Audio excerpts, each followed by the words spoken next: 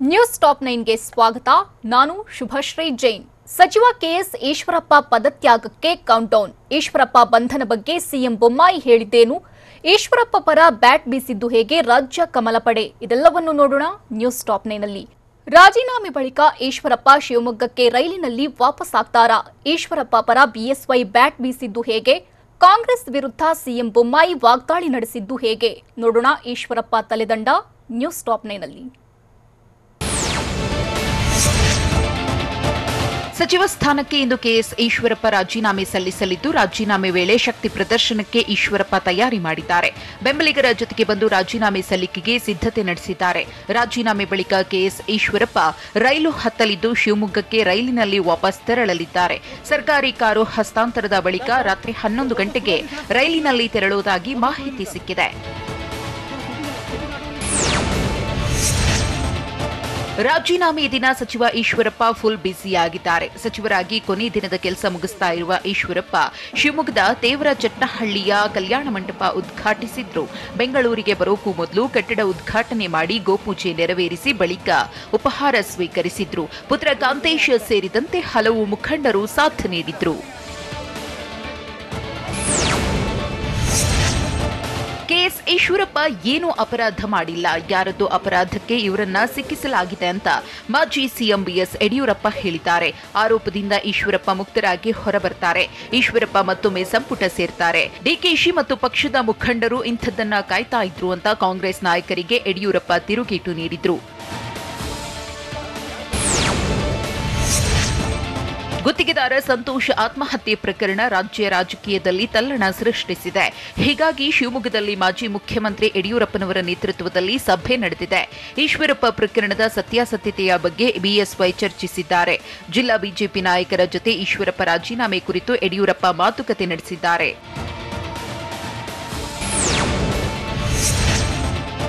ಈಶ್ವರಪ್ಪ ಬಂಧನದ ಬಗ್ಗೆ ಕೇಳುವ ನೈತಿಕತೆ ಕಾಂಗ್ರೆಸ್ಗಿಲ್ಲ ಅಂತ ಗದಗದಲ್ಲಿ ಸಿಎಂ ಬಸವರಾಜ ಬೊಮ್ಮಾಯಿ ವಾಗ್ದಾಳಿ ನಡೆಸಿದ್ದಾರೆ.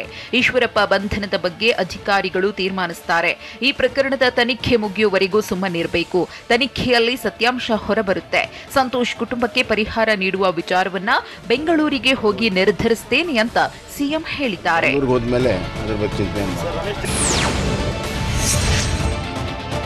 ಕೆಎಸ್ ಈಶ್ವರಪ್ಪ ಸಚಿವ ಸ್ಥಾನಕ್ಕೆ ರಾಜೀನಾಮೆ ಘೋಷಿಸಿದ್ದಾರೆ. ಹೀಗಾಗಿ ಒಲ್ಲದ ಮನಸ್ಸಿನಿಂದ ಪಕ್ಷ ಈಶ್ವರಪ್ಪನವರ ತೀರ್ಮಾನವನ್ನ ಒಪ್ಪಿಕೊಂಡಿದೆ ಅಂತ ವಿಜಯಪುರದ ತೊರವಿ ಗ್ರಾಮದಲ್ಲಿ ಕೇಂದ್ರ ಸಚಿವ ಪ್ರಹ್ಲಾದ್ ಜೋಶಿ ಹೇಳಿದ್ದಾರೆ. ಈಶ್ವರಪ್ಪ ಸ್ವಯಂ ಪ್ರೇರಣೆಯಿಂದ ರಾಜೀನಾಮೆ ಘೋಷಿಸಿದ್ದಾರೆ. ಆರೋಪ ಮುಕ್ತರಾಗಿ ವಾಪಸ್ ಬರುವುದಾಗಿ ಹೇಳಿದ್ದಾರೆ ಅಂತ ಪ್ರಹ್ಲಾದ್ ಜೋಶಿ ತಿಳಿಸಿದ್ದಾರೆ.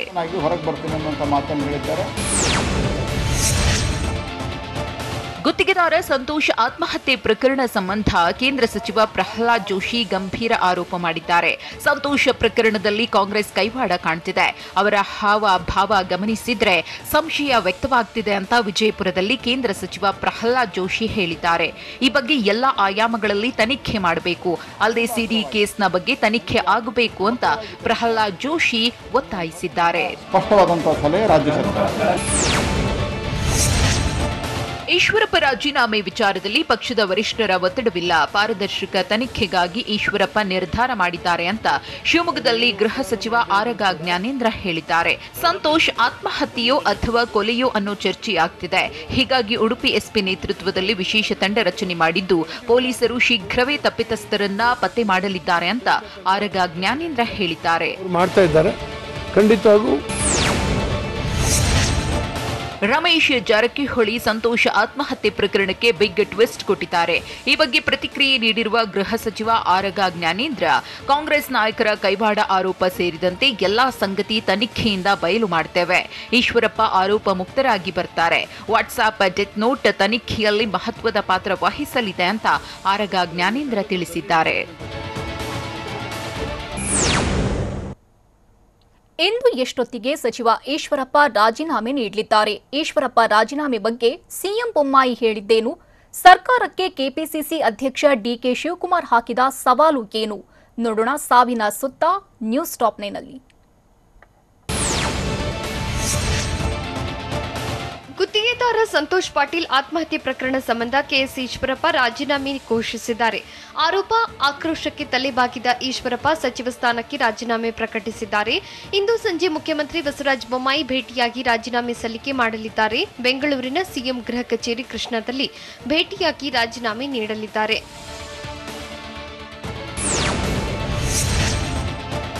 ಈಶ್ವರಪ್ಪ ರಾಜೀನಾಮೆಗೂ ಮುನ್ನ ಹೈಡ್ರಾಮಾ ನಡೆಯುವ ಸಾಧ್ಯತೆ ಇದೆ. ಅಲ್ಲದೆ ರಾಜೀನಾಮೆ ವೇಳೆ ಕೆಎಸ್ ಈಶ್ವರಪ್ಪ ಶಕ್ತಿ ಪ್ರದರ್ಶನಕ್ಕೆ ಮುಂದಾದ್ರ ಅನ್ನೋ ಪ್ರಶ್ನೆ ಉದ್ಭವಿಸಿದೆ. ಅಪಾರ ಬೆಂಬಲಿಗರು ಕಾರ್ಯಕರ್ತರ ಜೊತೆ ಆಗಮಿಸಿ ಕೆಎಸ್ ಈಶ್ವರಪ್ಪ ರಾಜೀನಾಮೆ ನೀಡಲಿದ್ದಾರೆ. ಸಚಿವ ಕೆಎಸ್ ಈಶ್ವರಪ್ಪ ಪುತ್ರ ಕಾಂತೇಶ್ ಸಾಥ್ ನೀಡಲಿದ್ದು ಸಂಜೆ ಬೆಂಗಳೂರಿಗೆ ತಲುಪಲಿದ್ದಾರೆ.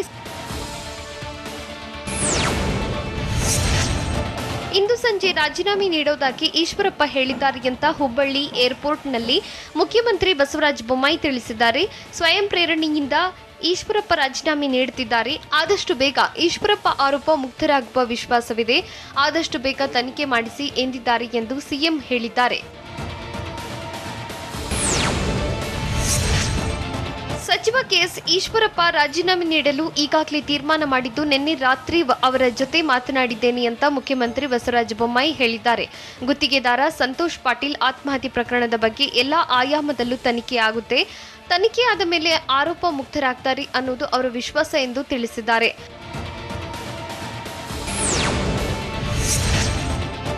ಮುಖ್ಯಮಂತ್ರಿ ಬೊಮ್ಮಾಯಿ ಅವರು ಈಶ್ವರಪ್ಪ ತಪ್ಪು ಮಾಡಿಲ್ಲ ಎಂದಿದ್ದಾರೆ. ಸಿಎಂ ಹೀಗೆ ಹೇಳಿದ ಮೇಲೆ ಯಾವ ಪೊಲೀಸ್ ಅಧಿಕಾರಿ ತನಿಖೆ ನಡೆಸುತ್ತಾರೆ ಅಂತ ಕೆಪಿಸಿಸಿ ಅಧ್ಯಕ್ಷ ಡಿಕೆ ಶಿವಕುಮಾರ್ ಪ್ರಶ್ನಿಸಿದ್ದಾರೆ. ಸಿಎಂಗೆ ಧೈರ್ಯ ಇದ್ರೆ ಚುನಾವಣೆಗೆ ಹೋಗ್ಲಿ, ಅದ್ಯಾವುದು ಮಾಂಸ ಗುಡ್ಡೆ ಮಾಂಸ ಜಟ್ಕಾ ಅಂತ ಹೋಗ್ತಾರೆ. ಈಗ ಚುನಾವಣೆ ಮಾಡ್ಲಿ ಅಂತ ಡಿಕೆಶಿ ಸವಾಲ್ ಹಾಕಿದ್ದಾರೆ. ಅಲ್ಲದೆ ಈಶ್ವರಪ್ಪರ ಬಂಧನವಾಗಬೇಕು, ಸಂತೋಷ್ ಪತ್ನಿಗೆ ಕೆಲಸ ಕೊಡಬೇಕು, ಅಲ್ಲಿವರೆಗೂ ನಮ್ಮ ಹೋರಾಟ ನಡೆಯಲಿದೆ ಎಂದು ತಿಳಿಸಿದ್ದಾರೆ.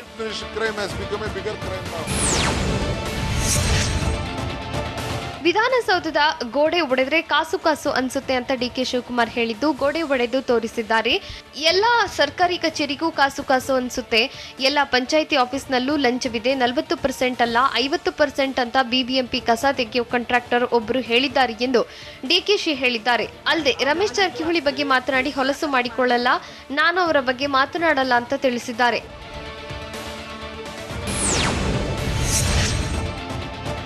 ಕಾಂಗ್ರೆಸ್ ಸರ್ಕಾರ ಇದ್ದಾಗಲೂ ಭ್ರಷ್ಟಾಚಾರ ಇತ್ತು ಅಂತ ಮಾಜಿ ಸಚಿವ ರಾಮಲಿಂಗಾರೆಡ್ಡಿ ಹೇಳಿದ್ದಾರೆ. ಭ್ರಷ್ಟಾಚಾರ ಪ್ರಪಂಚ ಹುಟ್ಟಿದಾಗಿನಿಂದಲೂ ಇದೆ, ನಮ್ಮ ಆಡಳಿತಾವಧಿಯಲ್ಲೂ ಇತ್ತು. ಆದರೆ ಇವರು ದಪ್ಪ ಚರ್ಮದವರು, ಇವರಷ್ಟು ಭ್ರಷ್ಟರು ಯಾರೂ ಇಲ್ಲ ಎಂದು ರಾಮಲಿಂಗಾರೆಡ್ಡಿ ಆರೋಪಿಸಿದ್ದಾರೆ. ನಮ್ಮ ಸರ್ಕಾರದಲ್ಲಿ ಕಣ್ಣಿಗೆ ಕಾಣಿಸದ ಹಾಗೆ ಎಲ್ಲೂ ಸ್ವಲ್ಪ ಭ್ರಷ್ಟಾಚಾರ ಆಗ್ತಿತ್ತು, ಆದರೆ ಇವರು ದೊಡ್ಡ ಮಟ್ಟದಲ್ಲಿ ಲಜ್ಜೆ ಬಿಟ್ಟು ಭ್ರಷ್ಟಾಚಾರ ಮಾಡ್ತಿದ್ದಾರೆ. ಈ ಭ್ರಷ್ಟ ಸರ್ಕಾರದಿಂದ ಜನರಿಗೆ ನೆಮ್ಮದಿ ಸಿಗ್ತಿಲ್ಲ ಅಂತ ರಾಮಲಿಂಗಾರೆಡ್ಡಿ ಕಿಡಿಕಾರಿದ್ದಾರೆ.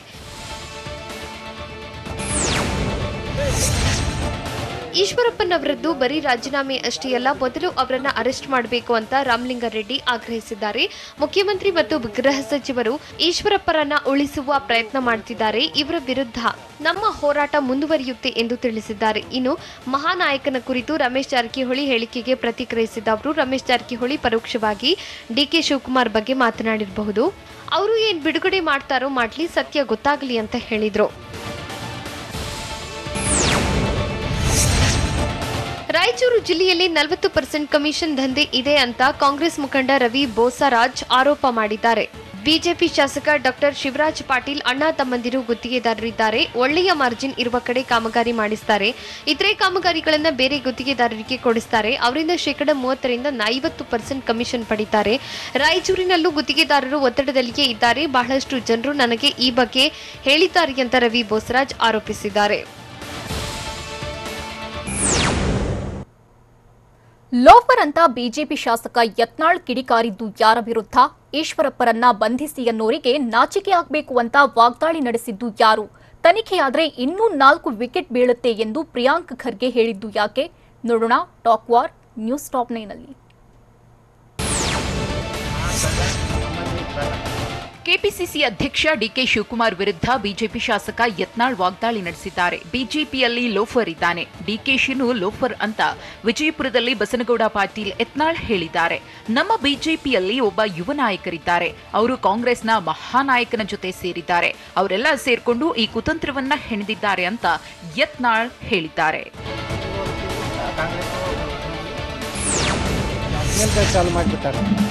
ರಾಜ್ಯದಲ್ಲಿ 2 ಸಿಡಿ ಕಾರ್ಖಾನೆಗಳು ಇದ್ದಾವೆ ಅಂತ ವಿಜಯಪುರದಲ್ಲಿ ಶಾಸಕ ಬಸನಗೌಡ ಪಾಟೀಲ್ ಯತ್ನಾಳ್ ಕೆಂಡ ಕಾರಿದ್ದಾರೆ.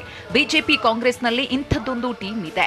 ಮಹಾಕಳ್ಳ, ನಮ್ಮಲ್ಲಿರುವ ಕಳ್ಳನಿಂದ ಇಂತಹ ಹಲ್ಕಾ ಕೆಲಸ ನಡೀತಾ ಇದೆ ಅಂತ ರಮೇಶ್ ಜಾರಕಿಹೊಳಿಯ ಮಹಾನಾಯಕನ ಹೇಳಿಕೆಗೆ ಸಾಥ್ ನೀಡಿದ್ದಾರೆ. ಸರಿಯಾಗಿ ಇವ್ರನ್ನ ಜೈಲಿಗೆ ಹಾಕಬೇಕು.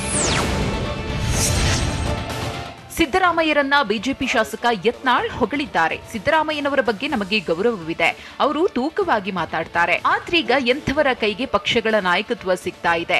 ಎಲ್ಲಾ ಪಕ್ಷಗಳಲ್ಲಿಯೂ ಇಂತಹ ಕಳ್ಳರು, ಗೂಂಡಾಗಳು, ಲೂಟಿಕೋರರು, ಗಣಿ ಲೂಟಿ ಮಾಡಿದಂತವರು ಇದ್ದಾರೆ. ಕರ್ನಾಟಕ ರಾಜ್ಯ ಮೊದಲು ತುಂಬಾ ಮಾದರಿಯಾಗಿತ್ತು, ಈಗ ಸಿಡಿ ಮಾಡಿಸೋದು, ಎಡಿಟ್ ಮಾಡಿಸೋದಾಗಿದೆ. ಬ್ಲಾಕ್ ಮೇಲ್ ಮಾಡುವ ಹಲ್ಕಾ ಕೆಲಸ ಮಾಡ್ತಿದ್ದಾರೆ ಅಂತ ಯತ್ನಾಳ್ ಹೇಳಿದ್ದಾರೆ. ಈ ಹಲ್ಕಾ ಕೆಲಸ ಮಾಡುವಂತ ಇಂಥ ರಾಜಕಾರಣಿಗಳನ್ನ ಡಿಕೆ ಶಿವಕುಮಾರ್ ವಿರುದ್ಧ ಬಿಜೆಪಿ ಶಾಸಕ ಯತ್ನಾಳ್ ಬಾಂಬ್ ಸಿಡಿಸಿದ್ದಾರೆ. ಡಿಕೆಶಿಗೆ ಪರೋಕ್ಷವಾಗಿ ಗೂಂಡಾ ಎಂದ ಯತ್ನಾಳ್, ಗೂಂಡಾಗಳ ಕೈಯಲ್ಲಿ ಅಧಿಕಾರ ಹೋದ್ರೆ ಹೇಗಿರುತ್ತೆ ಅಂತ ಪ್ರಶ್ನಿಸಿದ್ದಾರೆ. ನನ್ನ ಮೇಲೆ ಹಲ್ಲೆ ನಡೆಸಲು ಕೆಲವರನ್ನ ಬಿಟ್ಟಿದ್ರು. ಪೊಲೀಸ್ ಭದ್ರತೆಯಲ್ಲಿ ಶಾಸಕರ ಭವನಕ್ಕೆ ಹೋದೆ. ಪೊಲೀಸ್ ಆಯುಕ್ತರಿಗೆ ದೂರು ಕೊಟ್ಟೆ.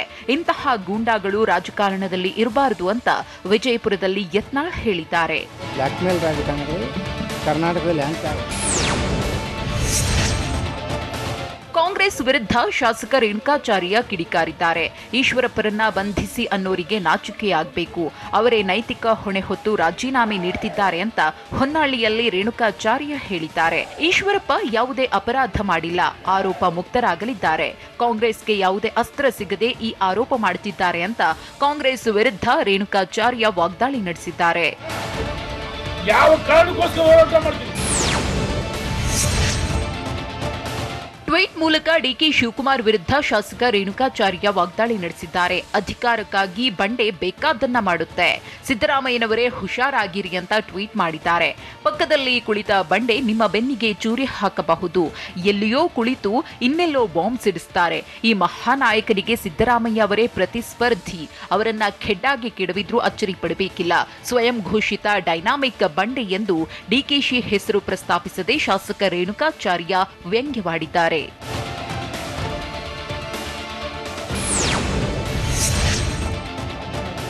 ಈಶ್ವರಪ್ಪ ರಾಜೀನಾಮೆ ಬೆಳವಣಿಗೆ ಬೆನ್ನಲ್ಲೇ ಕಾಂಗ್ರೆಸ್ ಅಲರ್ಟ್ ಆಗಿದ್ದು ಇನ್ನೂ 4 ವಿಕೆಟ್ ಬೀಳುತ್ತೆ ಅಂತ ಶಾಸಕ ಪ್ರಿಯಾಂಕ್ ಖರ್ಗೆ ಹೇಳಿದ್ದಾರೆ. ಸಮಾಜ ಕಲ್ಯಾಣ ಇಲಾಖೆಯಲ್ಲಿ ಇನ್ನೂ 2 ವಿಕೆಟ್ ಬೀಳುತ್ತೆ. ಸಮಾಜ ಕಲ್ಯಾಣ ಇಲಾಖೆಯ ಮಾಜಿ ಹಾಲಿ ಸಚಿವರ ತಲೆದಂಡವಾಗುತ್ತೆ.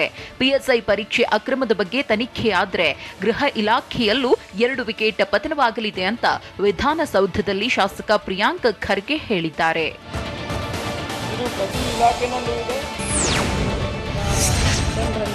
ರಮೇಶ್ ಜಾರಕಿಹೊಳಿ ವಿರುದ್ಧ ಶಾಸಕಿ ಲಕ್ಷ್ಮೀ ಹೆಬ್ಬಾಳ್ಕರ್ ಗಂಭೀರ ಆರೋಪ ಮಾಡಿದ್ದಾರೆ. ಗುತ್ತಿಗೆದಾರ ಸಂತೋಷ್ ಸಾವಿಗೆ ರಮೇಶ್ ಜಾರಕಿಹೊಳಿ ಕಾರಣ ಆಗಿರಬಹುದು.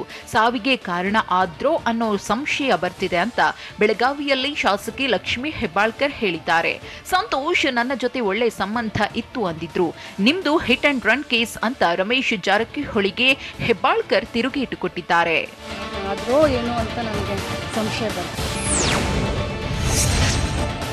ದಾವಣಗೆರೆ ಜಿಲ್ಲೆಯಲ್ಲೂ ಕಮಿಷನ್ ದಂಧೆ ವ್ಯಾಪಕವಾಗಿದೆ ಅಂತ ಮಾಜಿ ಸಚಿವ ಎಸ್ಎಸ್ ಮಲ್ಲಿಕಾರ್ಜುನ್ ಹೇಳಿದ್ದಾರೆ. ನಮ್ಮಲ್ಲಿ 20% ಕಮಿಷನ್ ದಂಧೆ ಇದೆ. 20% ಕೇಂದ್ರಕ್ಕೆ, 20% ರಾಜ್ಯ ಸರ್ಕಾರಕ್ಕೆ ಎಂದು ಜಿಎಂ ಸಿದ್ದೇಶ್ವರ್ ಶಾಸಕರ ವಿರುದ್ಧ ಪರೋಕ್ಷವಾಗಿ ಆರೋಪಿಸಿದ್ದಾರೆ. ಪ್ರತಿಯೊಂದು ಕಾಮಗಾರಿಯಲ್ಲೂ 40% ಕಮಿಷನ್ ಪಡಿತಾರೆ. ಹೀಗಾಗಿ ಕಾಮಗಾರಿಗಳು ಕಳಪೆಯಾಗಿವೆ ಅಂತ ಎಸ್ಎಸ್ ಮಲ್ಲಿಕಾರ್ಜುನ್ ಹೇಳಿದ್ದಾರೆ.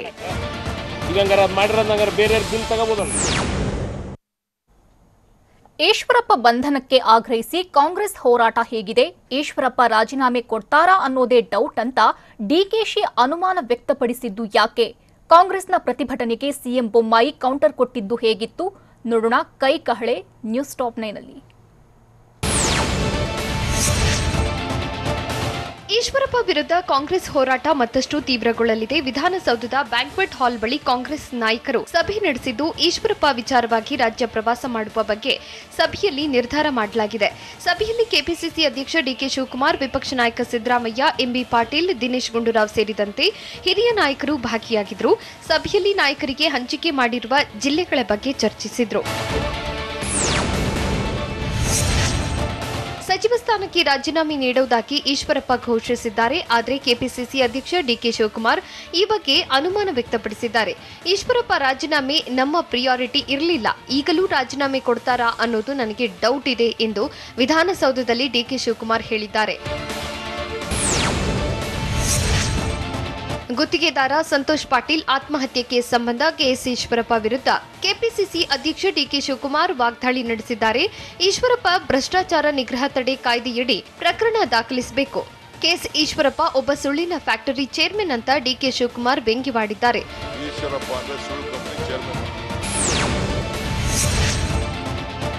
ಕೆಎಸ್ ಈಶ್ವರಪ್ಪ ವಿರುದ್ಧ ಭ್ರಷ್ಟಾಚಾರ ನಿಗ್ರಹ ಕಾಯ್ದೆಯಡಿ ಪ್ರಕರಣ ದಾಖಲಿಸಬೇಕು ಅಂತ ಕೆಪಿಸಿಸಿ ಪ್ರಚಾರ ಸಮಿತಿ ಅಧ್ಯಕ್ಷ ಎಂಬಿ ಪಾಟೀಲ್ ಆಗ್ರಹಿಸಿದ್ದಾರೆ. ಕೆಎಸ್ ಈಶ್ವರಪ್ಪ ವಿರುದ್ಧ ಸಂತೋಷ್ ಆತ್ಮಹತ್ಯೆ ಪ್ರಕರಣದಲ್ಲಿ ಎಫ್ಐಆರ್ ದಾಖಲಿಸಿದ್ದಾರೆ. ಭ್ರಷ್ಟಾಚಾರ ನಿಗ್ರಹ ಕಾಯ್ದೆಯಡಿಯೂ ಪ್ರಕರಣ ದಾಖಲು ಮಾಡಬೇಕು. ವರ್ಕ್ ಆರ್ಡರ್ ಆಗಿಲ್ಲವೆಂದು ಈಶ್ವರಪ್ಪ ಹೇಳ್ತಿದ್ದಾರೆ. ಹಾಗಿದ್ರೆ ಇವರೇಕೆ 40% ಕಮಿಷನ್ ಕೇಳಿದ್ದಾರೆ? ರಾಜ್ಯದಲ್ಲಿರೋದು 40% ಸರ್ಕಾರ ಎಂದು ಎಂಬಿ ಪಾಟೀಲ್ ಆಕ್ರೋಶ ಹೊರಹಾಕಿದ್ದಾರೆ. ನಾವು ಈಶ್ವರಪ್ಪನವರ ರಾಜೀನಾಮೆ ಕೇಳಿಲ್ಲ, ಭ್ರಷ್ಟಾಚಾರ ತಡೆ ಕಾಯ್ದೆಯಡಿಯಲ್ಲಿ ಪ್ರಕರಣ ದಾಖಲಿಸಬೇಕು, ಈಶ್ವರಪ್ಪರನ್ನ ಬಂಧಿಸಬೇಕು ಅಂತ ಎಂಬಿ ಪಾಟೀಲ್ ಆಗ್ರಹಿಸಿದ್ದಾರೆ. ಈಶ್ವರಪ್ಪ ವರ್ಕ್ ಆರ್ಡರ್ ಕೊಡದೆ ಕಮಿಷನ್ ಯಾಕೆ ಕೇಳಿದ್ರು? ಸಂತೋಷ್ ವಿರುದ್ಧ ಮಾನನಷ್ಟ ಮೊಕದ್ದಮೆ ಯಾಕೆ ಹಾಕಿದ್ರು? ಎಂಬಿ ಪಾಟೀಲ್ ಪ್ರಶ್ನಿಸಿದ್ದಾರೆ. ಅಲ್ಲದೆ ಹೈಕೋರ್ಟ್ ಜಡ್ಜ್ ನೇತೃತ್ವದಲ್ಲಿ ಪ್ರಕರಣದ ತನಿಖೆಯಾಗಬೇಕು. ಬಿಜೆಪಿಯಲ್ಲಿ ಒಂದಿಬ್ಬರನ್ನ ಹೊರತುಪಡಿಸಿ ಎಲ್ಲರೂ ಭ್ರಷ್ಟರು ಅಂತ ಎಂಬಿ ಪಾಟೀಲ್ ವಾಗ್ದಾಳಿ ನಡೆಸಿದ್ದಾರೆ. ಈಶ್ವರಪ್ಪ ವಿರುದ್ಧ ಕಾನೂನು ಕ್ರಮ ಆಗುವವರೆಗೂ ನಮ್ಮ ಹೋರಾಟ ಮುಂದುವರಿಯುತ್ತೆ ಅಂತ ಸತೀಶ್ ಜಾರಕಿಹೊಳಿ ಹೇಳಿದ್ದಾರೆ. ಈಶ್ವರಪ್ಪ ರಾಜೀನಾಮೆ ಕೊಡ್ತೀನಿ ಅಂತ ಘೋಷಣೆ ಮಾಡಿದ್ದಾರೆ. ಆದ್ರೆ ರಾಜೀನಾಮೆ ಕೊಡ್ತಾರೋ ಇಲ್ವೋ ಅನ್ನೋ ಅನುಮಾನ ಇದೆ. ಬಿಜೆಪಿಯವರು ಬೆಳಗ್ಗೆ ಒಂದು ಹೇಳ್ತಾರೆ, ಸಾಯಂಕಾಲ ಮತ್ತೊಂದು ಮಾತನಾಡ್ತಾರೆ. ಈಶ್ವರಪ್ಪ ರಾಜೀನಾಮೆ ಕೊಟ್ಟರೆ ಸಂತೋಷ್ ಸಾವಿಗೆ ನ್ಯಾಯ ಸಿಕ್ಕ ಹಾಗೆ ಎಂದು ಸತೀಶ್ ಜಾರಕಿಹೊಳಿ ಹೇಳಿದ್ದಾರೆ.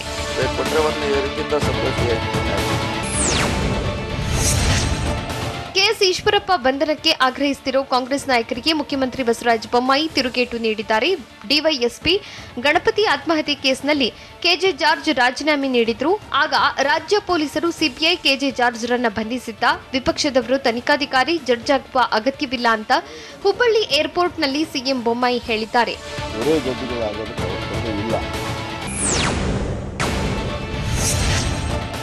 ರಾಜ್ಯ ರಾಜಕೀಯದಲ್ಲಿ ಮಹಾನಾಯಕನ ಫೈಟ್ ಜೋರಾಗಿದೆ. ಸೋಮವಾರ ಹೊಸ ಬಾಂಬ್ ಸಿಡಿಯುತ್ತಾ ಅನ್ನೋ ಕುತೂಹಲ ಮೂಡಿದೆ. ಸಿಡಿ ತಯಾರಿಸಿದ್ದ ಮಹಾನ್ ನಾಯಕನೇ ಇದರಲ್ಲೂ ಭಾಗಿಯಾಗಿದ್ದಾನೆ ಅಂತ ರಮೇಶ್ ಜಾರಕಿಹೊಳಿ ಬಾಂಬ್ ಸಿಡಿಸಿದ್ದಾರೆ. ಸೋಮವಾರವೇ ರಮೇಶ್ ಸುದ್ದಿಗೋಷ್ಠಿ ನಡೆಸೋ ಸಾಧ್ಯತೆ ಇದೆ. ಹೀಗಾಗಿ ಸಂತೋಷ್ ಆತ್ಮಹತ್ಯೆ ಕೇಸ್ಗೆ ಬಿಗ್ ಟ್ವಿಸ್ಟ್ ಸಿಗುತ್ತಾ? ಮಹತ್ವದ ದಾಖಲೆಗಳೇ ಬಯಲಾಗುತ್ತಾ? ರಾಜಕೀಯದಲ್ಲಿ ಹೊಸ ಸಂಚಲನ ಸೃಷ್ಟಿಯಾಗುತ್ತಾ ಅನ್ನೋ ಪ್ರಶ್ನೆ ಉದ್ಭವಿಸಿದೆ.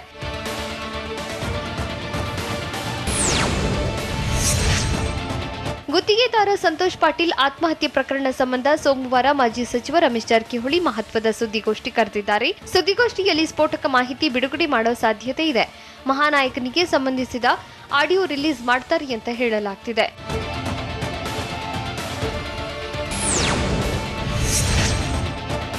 ಸೋಮವಾರ ಮಾಜಿ ಸಚಿವ ರಮೇಶ್ ಜಾರಕಿಹೊಳಿ ಸುದ್ದಿಗೋಷ್ಠಿಯಿಂದ ಗುತ್ತಿಗೆದಾರ ಸಂತೋಷ್ ಪಾಟೀಲ್ ಆತ್ಮಹತ್ಯೆ ಕೇಸ್ಗೆ ಸ್ಫೋಟಕ ತಿರುವು ಸಿಗುವ ಸಾಧ್ಯತೆ ಇದೆ.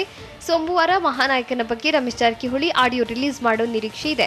ಇದರ ಜೊತೆಗೆ ದಾಖಲೆಗಳನ್ನು ಬಿಡುಗಡೆ ಮಾಡ್ತಾರೆ ಎನ್ನಲಾಗಿದೆ. ಈಗಾಗಲೇ ಸಂತೋಷ್ ಪಾಟೀಲ್ ಗುತ್ತಿಗೆ ಕೆಲಸದ ಬಗ್ಗೆ ರಮೇಶ್ ಜಾರಕಿಹೊಳಿ ದಾಖಲೆಗಳನ್ನು ಸಂಗ್ರಹಿಸಿದ್ದಾರೆ.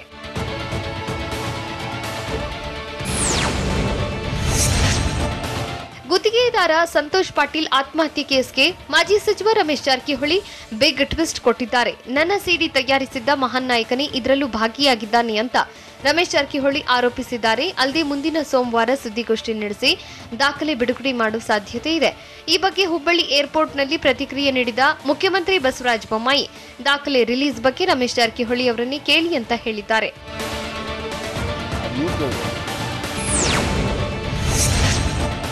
ಮಹಾನಾಯಕನ ಬಗ್ಗೆ ರಮೇಶ್ ಜಾರಕಿಹೊಳಿ ಮತ್ತು ಡಿಕೆ ಶಿವಕುಮಾರ್ ನಡುವೆ ಮಹಾಕಾಳಗ ನಡೆಯುತ್ತಿದೆ. ರಮೇಶ್ ಜಾರಕಿಹೊಳಿಗೆ ಕೆಪಿಸಿಸಿ ಅಧ್ಯಕ್ಷ ಡಿಕೆ ಶಿವಕುಮಾರ್ ಟಾಂಗ್ ಕೊಟ್ಟಿದ್ದು, ಬಿಚ್ಚಾದ್ರೂ ಇಡ್ಲಿ ಏನಾದ್ರೂ ಮಾಡ್ಲಿ, ಯಾರ್ಯಾರದು ಏನೇನ್ ಬಿಚ್ಚಿಟ್ಟಿದ್ರು ಎಲ್ಲ ನೋಡಿದ್ರಲ್ಲ ಅಂತ ಗುಡುಗಿದ್ದಾರೆ. ಅಲ್ಲದೆ ಸೋಮವಾರ ಯಾಕೆ ಈಗಲೇ ಸುದ್ದಿಗೋಷ್ಠಿ ಮಾಡ್ಲಿ ಎಂದು ಡಿಕೆಶಿ ಸವಾಲ್ ಹಾಕಿದ್ದಾರೆ.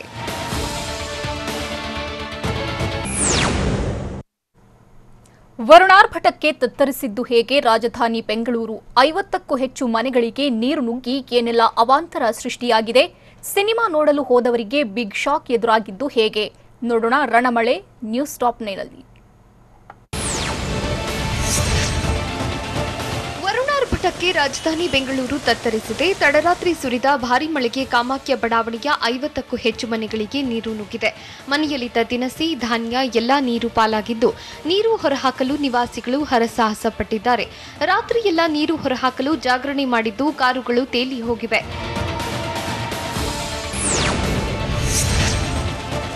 ಬೆಂಗಳೂರು ನಗರದಲ್ಲಿ ಅಕಾಲಿಕ ಮಳೆ ಅವಾಂತರ ಸೃಷ್ಟಿಸಿದ್ದು, ಸಿನಿಮಾ ನೋಡಲು ಬಂದವರ ಕಾರು ನೀರು ಪಾಲಾಗಿದೆ. ಕಾಮಾಖ್ಯ ಚಿತ್ರಮಂದಿರದ ಬಳಿ ಭಾರೀ ಮಳೆಗೆ ಚರಂಡಿ ನೀರು ನುಗ್ಗಿ ರಸ್ತೆ ಬದಿ ನಿಲ್ಲಿಸಿದ್ದ ಕಾರು ಕೊಚ್ಚಿ ಹೋಗಿತ್ತು. ನೀರಿನಲ್ಲಿ ಕೊಚ್ಚಿ ಹೋಗಿ ಬೈಕ್ ಮೇಲೆ ಕಾರು ಬಿದ್ದಿದ್ದು, ಅದೇ ಕಾರಿನ ಮೇಲೆ ಮತ್ತೊಂದು ಕಾರು ಬಂದು ನಿಂತಿತ್ತು. ಅಕಾಲಿಕ ಮಳೆಯಿಂದ ಸಿನಿಮಾ ನೋಡಲು ಬಂದವರ ಕಾರು ನೀರು ಪಾಲಾಗಿದ್ದು, ಕಾರಿನ ಸ್ಥಿತಿಯನ್ನು ಕಂಡು ಮಾಲೀಕ ಶಶಿಕುಮಾರ್ ಅಳಲು ತೋಡಿಕೊಂಡಿದ್ದಾರೆ. ನಾವು ಪ್ರತಿನಿತ್ಯ ದುಡಿದು ಕುಟುಂಬ ನಿರ್ವಹಣೆ ಮಾಡಬೇಕು. 15 ದಿನ ದುಡಿಮೆ ಇಲ್ಲದಿದ್ರೆ ಹೇಗೆ ಜೀವನ ನಡೆಸೋದು, ಇಎಂಐ ಹೇಗೆ ಕಟ್ಟೋದು ಎಂದು ಪ್ರಶ್ನಿಸಿದ್ದಾರೆ. ಇನ್ನು ಕಾರಿನ ಸ್ಥಿತಿ ಕಂಡು ಶಿವಕುಮಾರ್ ಅಕ್ಕ ಹಂಸ ಕಣ್ಣೀರು ಹಾಕಿದ್ದಾರೆ. ತಾಯಿಯ ಹುಟ್ಟುಹಬ್ಬ ಅಂತ ನಾನೇ ಫೋರ್ಸ್ ಮಾಡಿ ಸಿನಿಮಾಗೆ ಕರ್ಕೊಂಡು ಬಂದೆ, ಪಾಪಿ ನಾನು ಅಂತ ತಲೆ ಚಿಚ್ಕೊಂಡಿದ್ದಾರೆ. ಬೆಂಗಳೂರಿನ ಕಾಮಾಖ್ಯ ಬಡಾವಣೆಯಲ್ಲಿ ಮನೆಗಳಿಗೆ ನೀರು ನುಗ್ಗಿ ಭಾರೀ ಅವಾಂತರ ಸೃಷ್ಟಿಸಿದೆ. ಈ ಬಗ್ಗೆ ನಿವಾಸಿಗಳು ನೋವು ತೋಡಿಕೊಂಡಿದ್ದಾರೆ. ದಿಢೀರಂತ ಮನೆಗೆ ನೀರು ನುಗ್ಗಿ ಬಂತು. ನೋಡುತ್ತಲೇ ಇಡೀ ಮನೆ ಜಲಾವೃತವಾಗಿದ್ದು, 2 ವರ್ಷದಲ್ಲಿ ಇದೇ ಮೊದಲ ಬಾರಿಗೆ ಹೀಗಾಗಿದೆ. ಎಲೆಕ್ಟ್ರಾನಿಕ್ ವಸ್ತುಗಳೆಲ್ಲ ನೀರು ಪಾಲಾಗಿವೆ ಅಂತ ನಿವಾಸಿಗಳು ಹೇಳಿದ್ದಾರೆ.